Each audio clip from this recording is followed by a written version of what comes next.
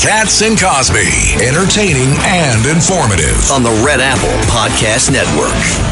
And joining us now is John Solomon for the very latest. John, what do you got?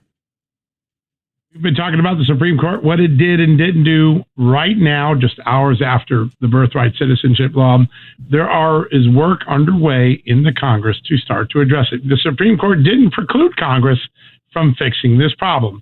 It just said that birthright citizenship is an entitlement protected by the Constitution. But you could have Congress, and there were people working on this right now in the first few hours after this decision, that would ban those birth tourism centers, saying but that's you an still illegal need business 60 in America. votes in the Senate. How are you going to get that? All we're doing is jerking off on it. Right. You don't. They can't pass the Save America Act. Don't. Hold on. Yeah, go ahead, John. I want to hear it.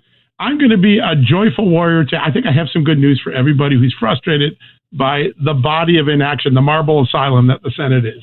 First off, there is an effort to get the Save America Act stripped down to just two things, a voter ID and citizenship checks.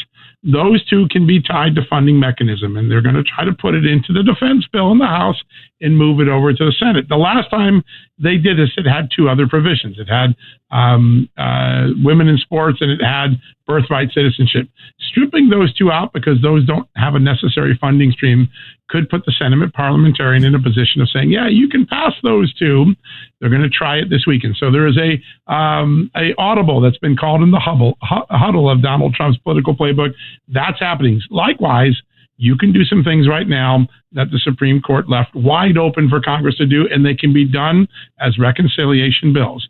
You can put in a reconciliation bill that no state can get any federal funds if it allows any business to create birth tourism. That would outlaw birth tourism. You only need 51 votes to get it through the Senate. Now, we'll see if John Thune can get 51. There are some other ones. You can also say that we're upholding a birthright citizenship, but any state that allows birthright citizenship by letting a illegal alien into the country would have their federal funds stripped. That would essentially eliminate birthright citizenship from illegal aliens. That would substantially reduce the number of illegal aliens or number of people who are giving birth in circumstances coming to the United States that most Americans disagree with. So a lot of work behind the scenes. I know it's been a depressing couple of days. A couple of rulings didn't go conservatives' way. There are some very smart people working on some very smart 51 vote Senate passed ideas right now. All right, so I'm going to play devil's advocate because sometimes they can't even get the 51 votes. Well, that I can't fix that math. No one can fix that. Right. Math, I mean, let's just talk about it. Yeah. Like yesterday, President Trump was blasting Lisa Murkowski in Alaska. Yes. You know, I mean, so you may not even be able to get 51, John. Yeah, well, right now they're at 50 in the Save America Act, which means that J.D. Vance becomes 51 long as all the Republicans show up. So that's a good sign.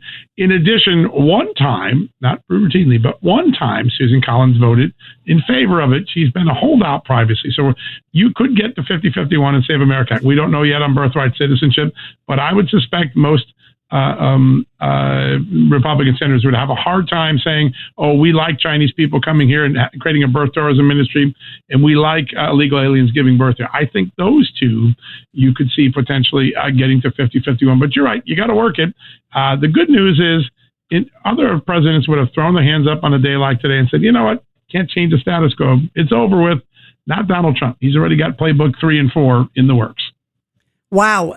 Well, let's see where this goes, John. There's obviously a lot of layers to this. Oh, yeah. And obviously President Trump knows a lot of the layers, but it's pretty complex, especially in an election year, too. That's the issue, too, as we're seeing even with some Republicans.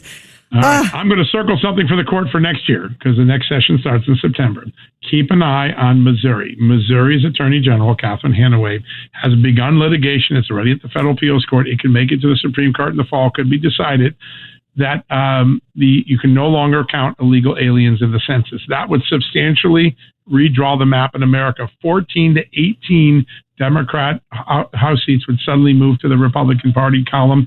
That will be the big, I predict, that plus the assault weapons ban will be two of the biggest potential decisions in next year's Supreme Court. Just put a circle around that one right now. Yeah, I wish we could put a circle on it today, but that's a whole other story. John, thank you very much. Good Great to be with stuff. you guys.